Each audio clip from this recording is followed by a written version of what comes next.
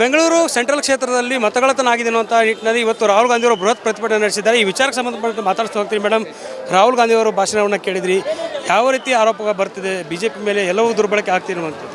ಹೌದು, ಏನು ನಮ್ಮ ವಿರೋಧ ಪಕ್ಷದ ನಾಯಕರಾಗಿರುವಂಥ ರಾಹುಲ್ ಗಾಂಧಿ ಅವರು ನಿನ್ನೆ ಕೂಡ ಒಂದು ಮಾಧ್ಯಮಗೋಷ್ಠಿಯನ್ನು ಕರೆದು ಯಾವ ರೀತಿಯಾದಂಥ ಒಂದು ದುರ್ಬಳಕೆಯನ್ನು ಎಲೆಕ್ಷನ್ ಕಮಿಷನನ್ನು ಉಪಯೋಗಿಸ್ಕೊಂಡು BJP ಪಕ್ಷದವರು ಮಾಡ್ತಿದ್ದಾರೆ ಅಂತ ಹೇಳಿ ಒಂದು ವಿಧಾನಸಭಾ ಕ್ಷೇತ್ರದ ಒಂದು ಮಾಹಿತಿಯನ್ನು, ಮಹದೇವಪುರ ಕ್ಷೇತ್ರದಲ್ಲಿ ಯಾವ ರೀತಿಯಾಗಿ 1 ಲಕ್ಷ ಮತಗಳತನ ನಡೆದಿದೆ ಅಂತ ಹೇಳಿ ಬಹಳ ವಿಸ್ತಾರವಾಗಿ ಪತ್ರಿಕಾಗೋಷ್ಠಿಯನ್ನು ನಡೆಸಿ ರಾಹುಲ್ ಗಾಂಧಿ ಅವರು ನಿನ್ನೆ ಪತ್ರಿಕಾಗೋಷ್ಠಿಯನ್ನು ಕೂಡ ಮಾಡಿದ್ದಾರೆ. ಇವತ್ತು ಬೆಂಗಳೂರಿನಲ್ಲಿ ಅದೇ ವಿಚಾರವಾಗಿ ಈ ಪ್ರತಿಭಟನೆಯನ್ನು ಶುರು ಮಾಡಿದ್ದಾರೆ.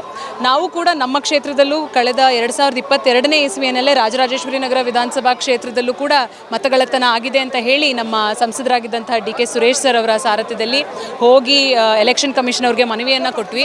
ಇವತ್ತು ಬರೀ ಮಹದೇವಪುರ ಕ್ಷೇತ್ರ ಅಲ್ಲ, ಇಡೀ ದೇಶದಲ್ಲಿ ಈ ರೀತಿಯಾದಂಥ ಮತಗಳತನ ನಡೀತಿದೆ ಅನ್ನೋ ಒಂದು ವಿಚಾರವಾಗಿ ಇವತ್ತು ಸಾಂಕೇತಿಕವಾಗಿ ಪ್ರತಿಭಟನೆಯನ್ನು ಇವತ್ತು ಬೆಂಗಳೂರಿನಿಂದನೇ ಶುರು ಮಾಡಿದ್ದಾರೆ.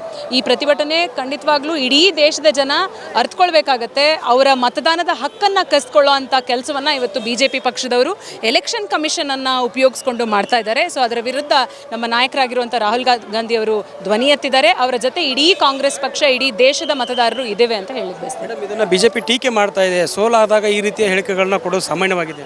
ಇಲ್ಲ, ಇವಾಗ ಹೇಳ್ತಾ ಇದ್ದಾರಲ್ಲ, ಎಲೆಕ್ಷನ್ ಕಮಿಷನ್ ಅವರು ಬರೀ ಒಂದು ಕ್ಷೇತ್ರದ ಎಕ್ಸಾಂಪಲನ್ನು ಇಡೀ ಮಹದೇವಪುರದಲ್ಲಿ ಆಗಿರುವಂಥ ಎಕ್ಸಾಂಪಲ್ನೇ ನಾವು ತೋರಿಸಿ ಹೇಳ್ತಾ ಇದ್ದೀವಿ. ದಯಮಾಡಿ ನೀವು ನಮಗೆ ಸಾಫ್ಟ್ ಕಾಪಿಯಲ್ಲಿ ಮಾಹಿತಿಯನ್ನು ಕೊಡಿ ಅಂತಲೂ ಕೂಡ ಎಲೆಕ್ಷನ್ ಕಮಿಷನ್ ಅವರಿಗೆ ಕೊಡ್ತಾ ಇದ್ದೀವಿ.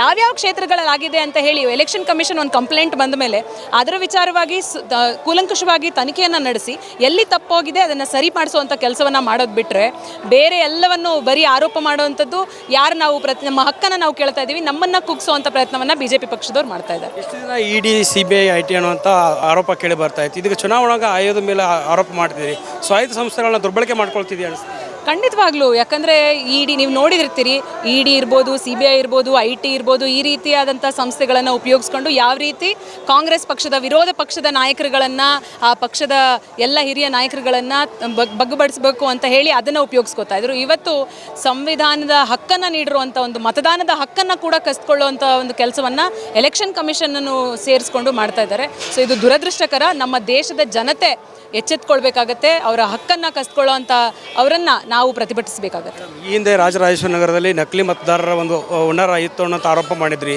ಈಗಾಗಲೇ ಮುನಿರತ್ನವ್ರ ಮೇಲೆ ಕೂಡ ಒಂದು ಕೇಸ್ ವಿಚಾರಣೆ ನಡೀತಿರುವಂಥದ್ದು. ಇಲ್ಲ, ನಾನು ಹೇಳ್ದಂಗೆ ನಾವು ಕಳೆದ ಬಾರಿನೇ 2022ರಲ್ಲೇ ನಾವು ಸಾಕಷ್ಟು ಬಾರಿ ಎಲೆಕ್ಷನ್ ಕಮಿಷನ್ ಅವ್ರ ಹತ್ರ ಹೋಗಿ ನಾವು ಕೂಡ ಮಾಹಿತಿಯನ್ನು ಕಲೆ ಹಾಕಿ ಈ ರೀತಿಯಾದಂಥ ಕಳ್ಳ ಓಟ್ಗಳು ಇದ್ದಾವೆ ನಮ್ಮ ಕ್ಷೇತ್ರದಲ್ಲಿ, ಯಾರೂ ಕೂಡ ಅಲ್ಲಿ ನೆಲೆಸ್ತಾ ಇಲ್ಲ, ಒಂದು ಮನೆಯಲ್ಲಿ 80-90 ಓಟ್ಗಳಿದ್ದಾವೆ, ಯಾರು ಇಲ್ಲದೇ ಇರೋವಂಥ ಜಾಗದಲ್ಲಿ ಎಷ್ಟೊಂದು ಓಟ್ಗಳನ್ನ ಆ್ಯಡ್ ಮಾಡಿದ್ದಾರೆ, ಎಷ್ಟೊಂದು ಜನ ಓಟ್ ನಿಜವಾಗ್ಲೂ ಓಟ್ ಇರೋರದನ್ನು ಡಿಲೀಟ್ ಮಾಡಿದ್ದಾರೆ ಅಂತ ಹೇಳಿ ನಮ್ಮ ಸಂಸದರಾಗಿದ್ದಂತಹ DK ಸುರೇಶ್ ಸರ್ ಅವರ ನೇತೃತ್ವದಲ್ಲಿ ನಾವು ಕೂಡ ಸಾಕಷ್ಟು ಬಾರಿ ಎಲೆಕ್ಷನ್ ಕಮಿಷನ್ಗೆ ಹೋಗಿ ಕಂಪ್ಲೇಂಟನ್ನು ಕೂಡ ಕೊಟ್ಟಿದ್ದೀವಿ. ಅದರ ಬಗ್ಗೆ ಯಾವುದೇ ರೀತಿಯಾದಂಥ ಕ್ರಮಗಳು ಜರುಗಿಸಿಲ್ಲ. ಮುಂದೆ ಆದರೂ ಈಗಾದರೂ ಕೂಡ ಎಚ್ಚೆತ್ಕೊಳ್ಬೇಕು. ಈ ಎಲೆಕ್ಷನ್ ಕಮಿಷನ್ ಅವರು ಅವ್ರದ್ದು ಯಾವುದೇ ತಪ್ಪಿಲ್ಲ ಅಂದರೆ ಮಾಹಿತಿ ಕೊಡೋದ್ರಲ್ಲಿ ಹಿಂಜರಿಕೆ ಬೇಡ. ಅವ್ರು ಸರಿಗಿದ್ರೆ ಹೆದರೋವಂಥದ್ದು ಅವಶ್ಯಕತೆ ಇಲ್ಲ. ಸೊ ಮಾಹಿತಿಯನ್ನು ಜನಗಳು ಕೇಳ್ತಾ ಇದ್ದಾರೆ. ಪ್ರಜಾಪ್ರಭುತ್ವದಲ್ಲಿ ನಮ್ಮ ಹಕ್ಕನ್ನು ನಾವು ಕೇಳ್ತಾ ಇದ್ದೀವಿ, ದಯಮಾಡಿ ಕೊಡಿ ಅಂತ ಕೇಳ್ತಾ ಇದ್ದೀವಿ. ಅದನ್ನು ಕೊಡಬೇಕು ಅಂತ ನಮ್ಮ ಆಗ್ರಹ. ಈಗ BBMP ಚುನಾವಣೆ ಮತ್ತು ತಾಲೂಕ್ ಪಂಚಾಯತ್, ಜಿಲ್ಲಾ ಪಂಚಾಯತ್ ಚುನಾವಣೆಗಳು ಬರ್ತಿದೆ. ಈ ನಿಟ್ಟಿನಲ್ಲಿ ಹೋರಾಟ ಯಾವ ರೀತಿ? ಇಲ್ಲ, ನಮ್ಮ ನಾಯಕರು ಇವತ್ತು ಹೇಳಿದ್ರು ಯಾವ ರೀತಿ ಪ್ರತಿಯೊಂದು ಕ್ಷೇತ್ರದಲ್ಲೂ ಕೂಡ ಏನು ಮಹದೇವಪುರದಲ್ಲಿ ನಡೆದಂಥ ಪ್ರಹಸನವನ್ನು ಪ್ರತಿಯೊಂದು ಕ್ಷೇತ್ರದಲ್ಲೂ ನಾವು ಕೂಡ ಮಾಡಬೇಕಾಗತ್ತೆ. ಎಲ್ಲೆಲ್ಲಿ ಮತಗಳು ಕಳ್ಳತನ ಆಗಿದೆ, ಯಾವ್ಯಾವ ಬೂತ್ಗಳಲ್ಲಿ ಅಥವಾ ಯಾವ್ಯಾವ ಎಡಿಷನ್ ಆಗಿದೆ, ಅದೆಲ್ಲವನ್ನು ಕೂಡ ಮಾಹಿತಿಯನ್ನು ಕಲೆ ಹಾಕಬೇಕಾಗತ್ತೆ. ಈ ಎಲೆಕ್ಷನ್ ಕಮಿಷನರ್ ಯಾವುದೇ ತೀರ್ಮಾನವನ್ನು ತೆಗೆದುಕೊಳ್ಳದೆ ಹೋದರೆ ನಾವೇ ಕೂಡ ನಮ್ಮ ಕೆಲಸವನ್ನು ಮಾಡಬೇಕಾಗುತ್ತೆ. Thank you. ಇದಿಷ್ಟು ಕುಸುಮ ಅವರ ಮಾತು. ಕ್ಯಾಮರಾ ಪರ್ಸನ್ ಲಕ್ಷ್ಮೀಕಾಂತ್ ಜೊತೆ ದುರ್ಗೇಶ್ ನಾಯಕ, guarantee news, Bengaluru. Guarantee news, ಸುದ್ದಿ ಖಚಿತ, ನ್ಯಾಯ ನಿಶ್ಚಿತ.